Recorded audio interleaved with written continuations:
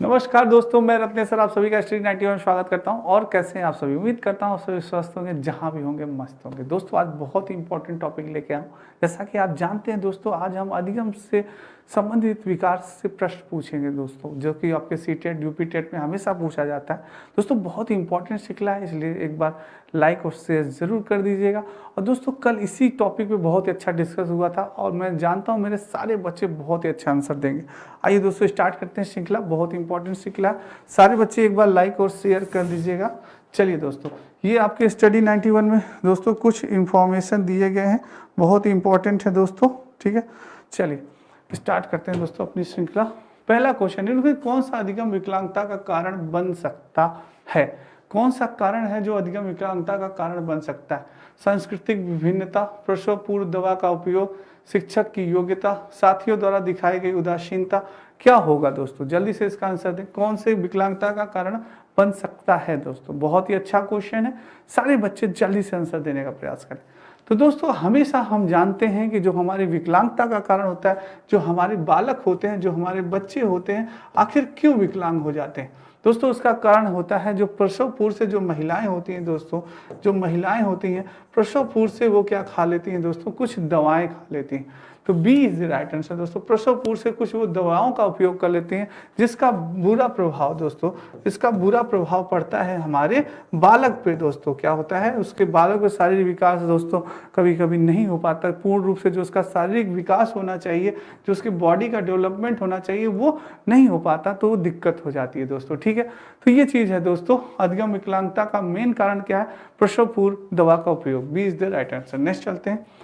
Motor कौशल में सीखने की विकलांगता को कहा जाता है। मोटर कौशल में सीखने की विकलांगता को क्या कहा जाता है? डिस्कैल्कुलिया दोस्तों, डिसलेक्सिया, डिस्फासिया या डिस्प्रेक्सिया। जो मोटर कौशल है दोस्तों, उसकी विकलांगता को क्या कहा जाएगा? जल्दी से बताएं दोस्तों आप सभी, क्या कहा जाएगा दोस्तों? जल्दी से आंसर दें, गलत नहीं होना चाहिए। मोटर कौशल की बात हो रहा है दोस्तों, जल्दी से। तो मैंने आपको बताया था दोस्तों डिस्कैल्कुलिया, डिस्कैल्कुलिया दोस्तों, डिस्कैल्कुलिया। डिस्कैल्कुलिया यानी कि मैंने आपको बताया था ना, कैलकुलिया इन द सेंस कैलकुलेटर। क्या? कैलकुलेटर दोस्तों, कैलकुलेटर इन द सेंस यानी कि कैलकुलेटर का प्रयोग हो रहा है, यानी गणितीय संबंधी विकार। कैसा दोस्तों? गणितीय संबंधी विकार। गणितीय संबंधी विकार यानी कि बालक गणितीय संबंधित विकार से ग्रसित है, वह गणना नहीं कर पा रहा। गणना संबंधित विकार, गणना नहीं कर पा रहा, जोड़ नहीं पा रहा। अगर हम इसे 2+2 दिया तो वो जोड़ नहीं पाएगा, आंसर नहीं दे, तो उससे क्या कहते हैं? डिस्कैल्कुलिया कहते हैं। डिसलेक्सिया की बात की जाए, लक्ष्य को क्या पढ़ता है दोस्तों? ट्रिक मैंने आपको बताई थी ना, लक्ष्य लुक्स। लक्ष्य को क्या पढ़ता है? लक्ष्य को बालक क्या पढ़ता है? लुक्स पढ़ता है दोस्तों। लक्ष्य को क्या पढ़ता है? लुक्स पढ़ता है। और ये डिसफाशिया ये तो होगा ही नहीं, तो क्या होगा? डिस्प्रेक्सिया दोस्तों, डी होता है। जो मोटर कौशल है दोस्तों, हमारा मोटर कौशल सीखने की विकलांगता को क्या कहा जाता है? डिस्प्रेक्सिया कहा जाता है दोस्तों। तो D is the right answer. चलिए ये भी आपको क्लियर हो गया। नेक्स्ट है, वाक व भाषा संबंधी विचार कहलाता है। वाक व भाषा संबंधी विचार क्या कहलाएगा? एफेजिया कहलाएगा, सेरेब्रल पेल्सी कहलाएगा, अल्जाइमर कहलाएगा या डाउन सिंड्रोम कहलाएगा? भाषा संबंधी जो हम विचार करते हैं दोस्तों, वो क्या कहलाता है? सारे बच्चे जल्दी से आंसर दें, इसका क्या कहलाएगा दोस्तों? बहुत बढ़िया, बहुत बढ़िया दोस्तों। दोस्तों मैंने आपको बताया था ना, वाक व भाषा संबंधी विकार, सॉरी यहाँ विकार होगा, विकार कहलाता है। वाक व भाषा संबंधी विकार क्या कहलाता है? तो दोस्तों मैंने आपको बताया था ना, फोन। क्या किया आपने? फोन किया। क्या किया आपने? बालक के पास फोन किया और वह नंबर नहीं बता पाया, पापा का नंबर नहीं बता पाया, यानी उसको क्या है? भाषा संबंधी विकार। तो क्या होगा? डिस्फोनिया, फोनफेजिया, डिस्फेजिया, यानी मैंने आपको ना डिस्फेजिया, डिस्फेनिया। तो एफेजिया वही चीज दोस्तों, क्या है? एफेजिया है आपका। ए इज द राइट आंसर होगा। सेरेब्रल पेल्सी नहीं होगा, अल्जाइमर नहीं होगा, डाउन सिंड्रोम, एफेजिया होगा। क्या होगा? एफेजिया होगा दोस्तों, phone aphasia. A is the right answer. चलिए नेक्स्ट चलते हैं। एक बच्चा देखा और थ परमाणु और अस्पष्ट के बीच में अंतर नहीं कर सकता, वह पीड़ित है। क्या है दोस्तों? यानी कि एक बच्चे देखा और थ में और परमाणु और अस्पष्ट के बीच में वह अंतर नहीं कर सकता, वह कहाँ से पीड़ित है दोस्तों? डिस्फोरिया है? नहीं, उसने बच्चे ने देखा और वो क्या है? थ और परमाणु और अस्पष्ट के बीच में अंतर नहीं कर पा रहा है दोस्तों। क्या है? वो देख रहा है चीजों को, एक उसने देखा और वो थ और परमाणु और अस्पष्ट के बीच में अंतर नहीं कर सकता। वो किस चीज से पीड़ित है दोस्तों? तो मैंने आपको बताया ना दोस्तों, पढ़ नहीं पा रहा है। वो क्या है? अस्पष्ट, अंतर नहीं कर पा रहा है, पढ़ नहीं पा रहा है दोस्तों। यानी इन द सेंस वो पढ़ नहीं पा रहा है, इन द सेंस वह पढ़ नहीं पा रहा है। तो वो क्या है दोस्तों? किससे संबंधित होगा? डिस्मोर्फिया से होगा? नहीं, डिस्मोर्फिया में शारीरिक संबंधित विकार होता है। शारीरिक संबंध यानी मोर को, मैंने आपको बताया ना, मोर को बालक क्या मुर्गा समझने लगा, तो शब्द जुबा विकार नहीं होगा। डिस्टोमिया, डिसलेक्सिया होता है। वो क्या होता है दोस्तों? डिसलेक्सिया होता है। वो लक्ष्य को क्या पढ़ता है? लुक्स, यानी पढ़ने से संबंधित विकार। जो पढ़ने से संबंधित विकार होता है बच्चा, जो कि पढ़ने में कठिनाई होती है किसी बालक को, तो उसने बच्चे ने देखा वो थ परमाणु और अस्पष्ट के बीच में अंतर नहीं कर पा रहा है, यानी पढ़ नहीं पा रहा है दोस्तों, वो अंतर नहीं कर पा रहा है। तो वो किससे ग्रसित है? डिसलेक्सिया से ग्रसित है। B is the right answer. Next चलते हैं। डिस्थीमिया है। डिस्थीमिया गंभीर तनाव की अवस्था, पठन विकार की अवस्था, शब्द जम्बलिंग विकार। डिस्थीमिया दोस्तों क्या है? डिस्थीमिया। तो दोस्तों डिस्थीमिया बहुत ही ज्यादा, क्या मैंने आपको बताया था इसकी ट्रिक, डिस हटा दिया जाए तो थीमिया यानी thinking. Thinking in the sense बहुत ही ज्यादा, अगर आप सोचेंगे, बहुत ज्यादा सोचेंगे तो कहाँ चले जाएंगे? तनाव में चले जाएंगे। कहाँ चले जाएंगे? तनाव में चले जाएंगे। इसलिए बहुत ज्यादा आपको चिंतन नहीं करना है। जो ज्यादा चिंतन करता है तो वो किस में चला जाता है? तनाव में चला जाता है। तो वो डिस्थीमिया क्या कहलाती है? गंभीर तनाव की अवस्था कहलाती है। किसकी अवस्था कहलाती है? गंभीर तनाव की अवस्था कहलाती है। तो इसका क्या होगा? ए राइट आंसर होगा दोस्तों। ठीक है। शब्दों में अक्षरों क्रम को पढ़ने में कठिनाई का अनुभव करना और अक्सर चाक्षुष स्मृति का हाथ से संबंधित है। अभिज्ञान क्या कहलाता है? शब्दों में अक्षरों क्रम को पढ़ने में कठिनाई का अनुभव करना है दोस्तों। डिसलेक्सिया होगा, डिसकैलकुलिया होगा, डिस्ग्राफिया होगा, डिस्प्रैक्सिया होगा। अक्षरों के क्रम को पढ़ने में बहुत अच्छा क्वेश्चन है, जल्दी से सी टेट में आया हुआ क्वेश्चन है दोस्तों। इसको बहुत इंपॉर्टेंट है। मुझे नहीं लगता कि मेरा कोई भी बच्चा इसका आंसर गलत दे पाएगा। क्या होगा दोस्तों? कोई भी गलत आंसर नहीं देंगे बिल्कुल दोस्तों। बस तो कुछ क्वेश्चन ऐसे होते हैं जिनको आप पढ़ते हैं तो लगता है यार ये कहीं गलत न हो जाए। तो आपको जैसे एग्जामिनर जो है दोस्तों सीधा सीधा क्वेश्चन नहीं पूछता, वो थोड़ा सा क्वेश्चन घुमाते हैं, घुमा के आपसे क्वेश्चन पुटअप करेंगे। तो आप इसका आंसर अगर आपको देना है तो क्या होगा? शब्दों में अक्षरों के क्रम को पढ़ने में कठिनाई का अनुभव करना। क्या उसको क्या हो रहा है? पढ़ने में कठिनाई हो रहा है। बस इस पे फोकस करिए थोड़ा सा, क्वेश्चन को ट्रिक्स के माध्यम से कि हाँ भाई और सेंटेंस नहीं है, पर इससे पकड़िए कि क्या है? पढ़ने में कठिनाई हो रही है बालक को। यानी सर ने बताया था कि जो बालक लक्ष्य को क्या पढ़ रहा है? लक्ष्य को लुक्स पढ़ रहा है। लक्ष्य को क्या पढ़ रहा है? लुक्स पढ़ रहा है। सा को क्या पढ़ रहा है? सा को वह वाज पढ़ रहा है। सा को क्या पढ़ रहा है? सा को वह वाज पढ़ रहा है। यानी कि देखने से संबंधित कठिनाई बालक को हो रही, पढ़ने से संबंधित कठिनाई हो रही है, तो वो क्या होगा? डिसलेक्सिया होगा दोस्तों। ए इज द राइट आंसर। ठीक है, चलिए नेक्स्ट है दोस्तों, विकृत लिखावट से संबंधित लिखने की योग्यता में कमी। विकृत लिखावट से संबंधित लिखने की योग्यता में कमी था, किसका एक लक्षण है? बहुत अच्छा क्वेश्चन है, वेरी इंपॉर्टेंट क्वेश्चन आप कह दीजिएगा। सी टेट में पूछा गया क्वेश्चन है दोस्तों। सी टेट में पूछा गया क्वेश्चन है। डिस्ग्राफिया होगा, डिस्प्रैक्सिया, डिसकैलकुलिया या डिसलेक्सिया। डिसलेक्सिया दोस्तों, अब देखिए मैं आपको बताता हूं कैसे आप ऑप्शंस को अलग करते हैं, छाटते हैं कि यार ये ऑप्शन नहीं होगा। जैसे मैं आपको कंफर्म है डिसकैलकुलिया, ये तो भाई गणना संबंधित विकार हो गया, गणितीय संबंधित विकार, गणना संबंधी विकार, ये तो नहीं होगा। डिसलेक्सिया हो गया, ये भी आप कंफर्म है, ये तो भाई पढ़ने से संबंधित विकार हो गया, पढ़ने से संबंधित विकार हो गया, ये भी नहीं होगा। अब बचे दो, डिस्ग्राफिया और डिस्प्रैक्सिया। डिस्प्रैक्सिया तो होगा नहीं, और मैंने आपको बताया था लिखने की योग्यता। अब डिस हटा दिए तो ग्राफिया क्या आ गया? ग्राफिया, यानी कि ग्राफ बनाने के लिए हमें क्या पढ़ना है? लिखना पड़ता है। ग्राफ बनाने के लिए हमें क्या करना पड़ता है?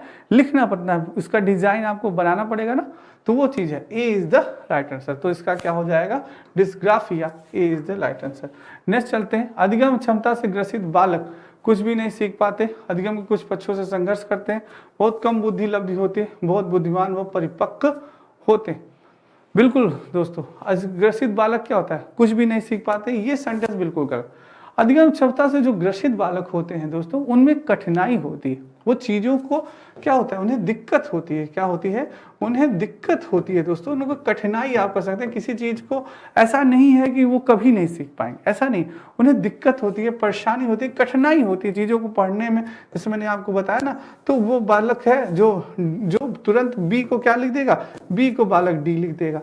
ऐसा नहीं है कि वो अगर मैं उसे समझाऊं, अगर उसे मैं बचाऊं, नहीं बेटा ऐसे नहीं, ऐसे लिखते हैं, तो वो नहीं सीख सकता। ये नहीं, बहुत बुद्धिमान और परिपक्व होते हैं, ये बहुत परिपक्वता होती है, ये भी नहीं कहेंगे बहुत बुद्धिमान होते हैं, बहुत कम बुद्धि लब्धि होती है, ये भी नहीं कहेंगे। वो ये ऑप्शन आपका बिल्कुल सही है कि अधिगम के कुछ पक्षों में वो क्या करते हैं, संघर्ष करते हैं। यानी सीखने के लिए उन्हें क्या करना पड़ता है, सीखने के लिए उन्हें संघर्ष करना पड़ता है, सीखने के लिए क्या करना पड़ता है, संघर्ष करना पड़ता है। B is the right answer. चलिए नेक्स्ट चलते हैं। पावलोव ने अपने प्रयोग किस पर किए थे? पावलोव ने, सभी को मालूम है भाई, चूहे और कबूतर पे किसने किया था? चूहे और कबूतर पे हमारे स्किनर महोदय ने किया था। किसने किया था?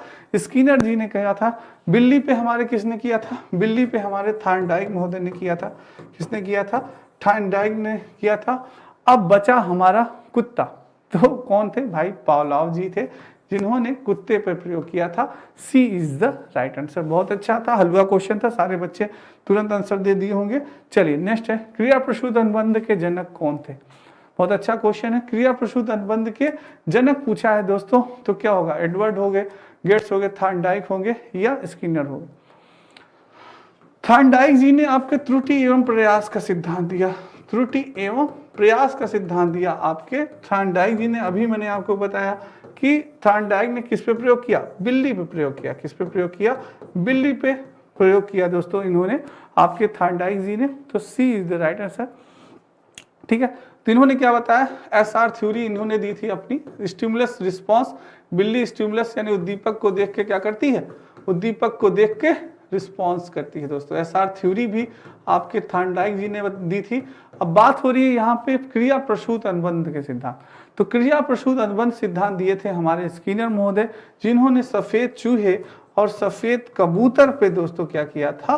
प्रयोग किया था दोस्तों। इन्होंने प्रयोग किया था चूहे और कबूतर पर, इन्होंने प्रयोग किया था आपके क्रिया प्रसूत अनुबंध का सिद्धांत, स्किनर जी ने दिया था। D is the right answer. Next चलते हैं दोस्तों, ये आपके स्टडी 91 में कुछ दोस्तों पुस्तकें दी गई हैं, आप सभी देख सकते हैं, बहुत इंपॉर्टेंट पुस्तकें हैं। चलिए दोस्तों नेक्स्ट चलते हैं। शिक्षण क्षेत्र में अधिगम सिद्धांतों का प्रयोग क्यों किया जाता है? शिक्षण क्षेत्र में जो हम अधिगम सिद्धांत यानी सीखने के जो सिद्धांत का प्रयोग करते हैं, वो आखिर हम क्यों करते हैं? बहुत अच्छा क्वेश्चन है। अधिगम को सुगम बनाने हेतु, नई सूचनाओं को अर्जन हेतु, अधिगम को उत्साही बनाने हेतु, या उक्त सभी? बहुत ही अच्छा क्वेश्चन है, सी टेट में पूछा गया क्वेश्चन है दोस्तों। मेरे सारे बच्चे जल्दी से आंसर दे, किसी का भी गलत नहीं होना चाहिए, किसी का भी गलत नहीं होना चाहिए दोस्तों। बहुत ही अच्छा, बहुत अच्छा दोस्तों। क्या होगा दोस्तों? शिक्षण क्षेत्र में अधिगम सिद्धांत यानी कि सीखना है, हमें किसी भी चीज को सीखना है, तो हम क्यों करते हैं? सिद्धांतों का प्रयोग क्यों करते हैं? उनको क्या बनाने के लिए? सरल बनाने के लिए। अधिगम यानी सीखने को सुगम बनाना, इन द सेंस सरल बनाने के लिए, नई सूचनाओं को अर्जित करना, नई सूचनाओं को अर्जित करना। बिल्कुल भाई, हम दोस्तों चीज़ों को जब सीखते हैं तो हमें पता चलता है, अरे यार हाँ, हमने साइकिल चलाना सीखा तो हमें पता चला यार इस प्रकार से साइकिल चलाई जाती है। फिर हमने बाइक चलाना सीखा तो हमें क्या हुआ? नई चीज़ें पता चली, यार बाइक में गियर लगता है, स्किलेटर होता है, क्लच होता है। फिर हमने कार सीखा, तो हमारा ज्ञान क्या रहा? धीरे धीरे हम सूचनाओं को अर्जित कर रहे हैं, बढ़ा। अधिगम को उत्साह बनाते हैं, क्या होता है? सीखने से क्या होता है? आदमी उत्साहित होता है, तो ये चीज भी हो गई। तो उक्त सभी हो जाएगा दोस्तों, D is the right answer, D होगा अधिगम। ठीक है, नेक्स्ट चलते हैं। निम्न में से अधिगम नहीं है, अधिगम नहीं है पूछा है दोस्तों। वृद्धि, परिपक्वता, मादक पदार्थ, थकान, उक्त सभी। दोस्तों अधिगम नहीं है पूछा है आपसे, अधिगम नहीं है दोस्तों अधिगम यानी इन द सेंस सीखना, अधिगम इन द सेंस सीखना होता है दोस्तों, अधिगम इन द सेंस सीखना होता है। कुछ बच्चे कंफ्यूज हो, वृद्धि परिपक्वता दे रहे हैं, अधिगम नहीं है पूछा है दोस्तों, है नहीं पूछा है, अधिगम नहीं है, वृद्धि परिपक्वता भी नहीं है, मादक पदार्थ तो बिल्कुल नहीं है, थकान भी, उक्त सभी नहीं है दोस्तों। डी इज द राइट, उक्त सभी नहीं होगा, कंफ्यूज मत होइएगा इसमें, D is the right answer. समझे दोस्तों? चलिए नेक्स्ट है दोस्तों, थॉर्नडाइक के सीखने का नियम नहीं है। थार्नडाइक के सीखने का नियम नहीं है, निगेटिव क्वेश्चन पूछा है। तत्परता का नियम, परिणाम का नियम, अभ्यास का नियम या सादृश्य का नियम। दोस्तों थार्नडाइक ने, आपने मालूम है आपने दोस्तों, उन्होंने 3 नियम बताए थे आपके। थार्नडाइक ने 3 नियम बताए थे दोस्तों आपके। 3 नियम इसमें दिए गए हैं दोस्तों, 4 नियम उन्होंने बताए थे दोस्तों उन्होंने, थार्नडाइक ने। तो तत्परता का नियम तो बिल्कुल बताया था उन्हें, परिणाम का भी नियम बताया था, अभ्यास का नियम भी उन्होंने बताया था। बताया नहीं था किसका, सादृश्य का नियम नहीं बताया था। ये आपको बताना है कमेंट करके कि कौन सा नियम बताया था थार्नडाइक जी ने। चौथा नियम कौन सा था, अभ्यास का, तत्परता का नियम, परिणाम का नियम। चौथा नियम कौन सा, ये होमवर्क है आप सभी का, आप सभी जल्दी से बताएं कमेंट करके, ठीक है। चलिए दोस्तों, तो डी नहीं होगा, सादृश्यता का नियम नहीं होगा। चलिए, जैसे थार्नडाइक ने किस पे प्रयोग किया था, बिल्ली पे त्रुटि एवं प्रयास का सिद्धांत दिया था इन्होंने। किस पे दिया था, त्रुटि एवं प्रयास का सिद्धांत दिया था आपके थार्नडाइक ने, आप सभी को मालूम है। चलिए दोस्तों, ठीक है, नेक्स्ट चलते हैं। गेस्टाल्ट शब्द का अर्थ क्या है, गेस्टाल्ट शब्द का अर्थ क्या है, बहुत अच्छा क्वेश्चन है। समग्रता होगा, पूर्णाकार होगा, समरूपता होगा या उक्त सभी होगा। बहुत अच्छा क्वेश्चन है दोस्तों, सी-टेट में पूछा गया क्वेश्चन है। गलत नहीं होना चाहिए, मेरे किसी भी क्वेश्चन बच्चे का गलत नहीं होना चाहिए दोस्त। क्या होगा, चलिए जल्दी से आंसर दीजिए दोस्तों। गेस्टाल्ट शब्द का अर्थ, गेस्टाल्ट शब्द का अर्थ क्या होता है, समग्रता भी होता है, समग्रता भी होगा दोस्तों, और पूर्णकारता भी होगा, समरूपता भी होगा। सारी चीजें आती हैं आपके किस में, गेस्टाल्ट में ही आती हैं दोस्तों, गेस्टाल्ट में ही आएंगे। तो ये सी तीनों होगा दोस्तों, उक्त सभी होगा। डी जिन बच्चों ने आंसर दिया है बिल्कुल सही आंसर दिया है, ठीक है। चलिए नेक्स्ट चलते हैं दोस्तों। किसी व्यक्ति को पढ़ने, लिखने, बोलने, गणित के प्रश्न हल करने में कठिनाई का अनुभव होता है, इसका कारण क्या है दोस्तों। क्या हो रहा है, उसको पढ़ने में भी कठिनाई हो रही है, लिखने में भी कठिनाई हो रही है, बोलने में और गणित के प्रश्न हल करने में भी कठिनाई हो रही है। क्या है इसका कारण, क्या है, वह शारीरिक अशक्तता है, मानसिक अशक्तता है, अधिगम अशक्तता है या उक्त सभी होगा। जल्दी से सभी बच्चे इसका आंसर देने का प्रयास करें कि उसके अंदर क्या कमी है दोस्तों। बिल्कुल सही, शारीरिक अशक्तता नहीं होगा दोस्तों। क्या होगा, शारीरिक अशक्तता नहीं होगा, मानसिक अशक्तता नहीं होगा, उसके अंदर क्या है, अधिगम अशक्तता है, यानी वह चीजों को सीखने में क्या है दोस्तों, अक्षम है, सीख नहीं पा रहा, वो सीखने को क्या है, अक्षमता आ रही है दोस्तों, उसको कठिनाई आ रही है, सीखने में क्या आ रही है, उसे कठिनाई हो रही है, दिक्कत हो रही है, वो सीख नहीं पा रहा है। यानी कि दोस्तों वो बोलने में, वो सा को क्या पढ़ रहा है, सा को वह वाज पढ़ ले रहा है, सा को क्या पढ़ ले रहा है, वाज पढ़ ले रहा है दोस्तों। और गणितीय गणना संबंधित अगर मैंने कह दिया 4+5 बेटा करो तो वो नहीं प्लस कर रहे हैं, गणितीय संबंध, ये अधिगम विकार कहलाया जाता है। क्या कहलाता है, अधिगम विकार, यानी कि वो कठिनाई हो रही है उसको सॉल्व करने में, पढ़ने में, लिखने में, तो वो चीज है। तो अधिगम अशक्तता होगा, C is the right answer.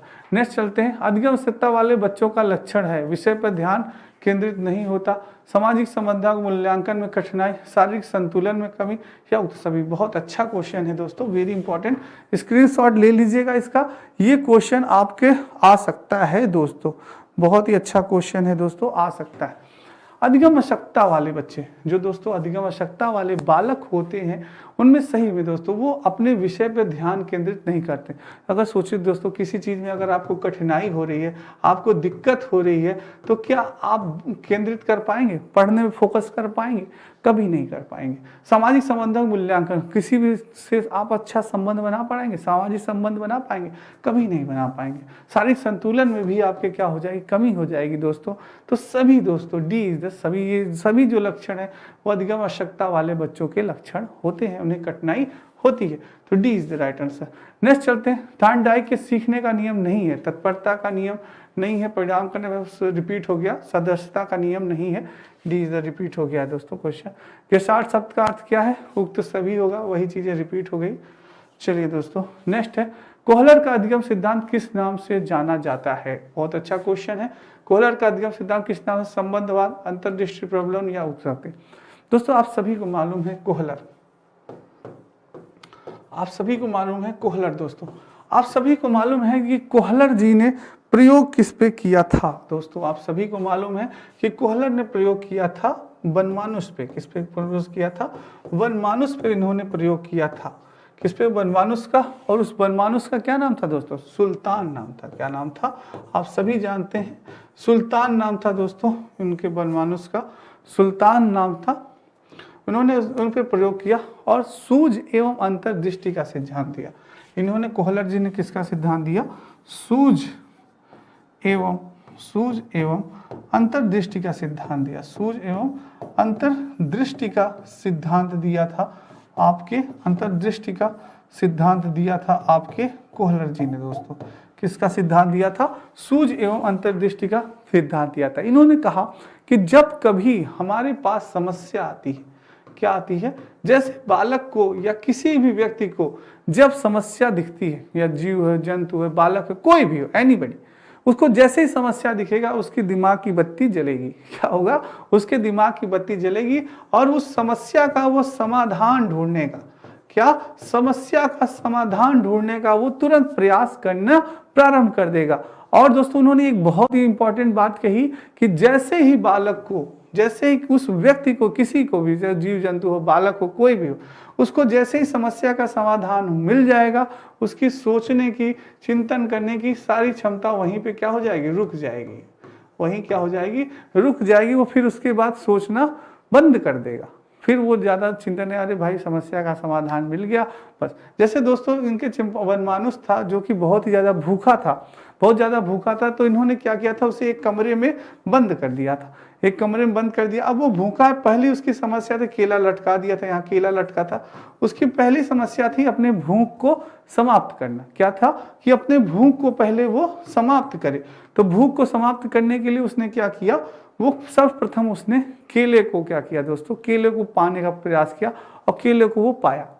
और जैसे ही दोस्तों वो उसने केले को पाया और वैसे ही दोस्तों उसके आइडिया सारे खत्म किया, अब समस्या का समाधान हो गया। अब उसने निकलने का प्रयास नहीं किया, कमरे से निकलने का प्रयास नहीं किया। क्यों नहीं किया?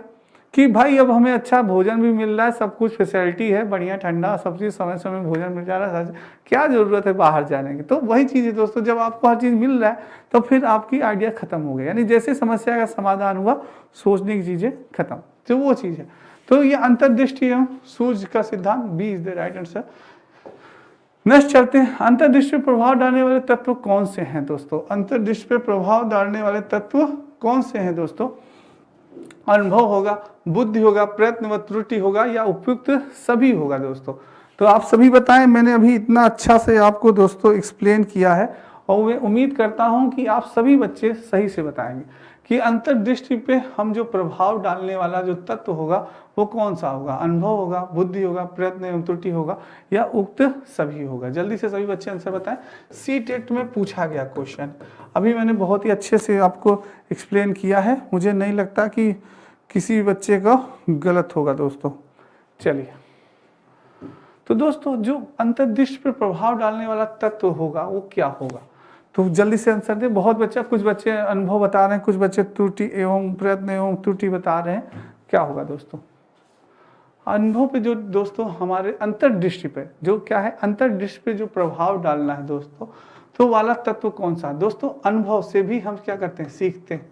अनुभव से भी हम क्या करते हैं? सीखते हैं दोस्तों। जब हम किसी भी मैथ का जब क्वेश्चन सॉल्व करते हैं दोस्तों, किसी भी टॉपिक का, जैसे मान लीजिए हम प्रॉफिट एंड लॉस सॉल्व कर रहे हैं, तो दोस्तों हमें क्या होता है? जैसे जैसे प्रॉफिट लॉस हमने क्वेश्चंस काफ़ी सॉल्व करना हमने स्टार्ट कर दिया, हम बहुत ही ज़्यादा क्वेश्चन सॉल्व कर रहे हैं, तो दोस्तों फिर क्या हुआ? हमें अनुभव मिल गया कि हमें कौन से प्रॉफिट लॉस में ट्रिक लगानी है। ये हमें क्या हो गया? एक्सपीरियंस हो गया, अनुभव हो गया कि अब हमें कोई दिक्कत नहीं है, चाहे प्रॉफिट लॉस का कोई भी क्वेश्चन दे दीजिए, तो हम अपने अनुभव से अब प्रॉफिट लॉस का कोई भी क्वेश्चन मिलेगा हम सॉल्व करें, क्योंकि क्या हो? हमें एक्सपीरियंस हो चुका है, अनुभव हो चुका है। दूसरी बुद्धि, हमारी जो बुद्धि है दोस्तों उसमें हमारे अनुभव में क्या करती है? सहायक होती है। बुद्धि क्या होती है? सहायक होती है दोस्तों। बिना बुद्धि के क्या हम किसी भी समस्या का समाधान कर पाएंगे? सोचिए आप कि अगर मनुष्य के पास जो भगवान ने सबसे अच्छा गिफ्ट दिया है बुद्धि, अगर वो ना हो तो क्या आप किसी समस्या का समाधान कर पाएंगे? नहीं कर पाएंगे। तो बुद्धि होना आपके पास बहुत ही इंपॉर्टेंट है दोस्तों। तो इसलिए ये, और दूसरी चीज प्रयत्न एवं त्रुटि।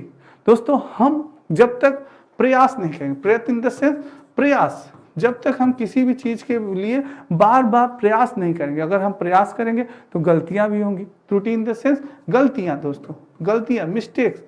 जब हम वो करेंगे, प्रयास करेंगे, तो हमें क्या होगी? गलतियां भी होंगी, मिस्टेक्स भी होंगी, त्रुटि भी होगी।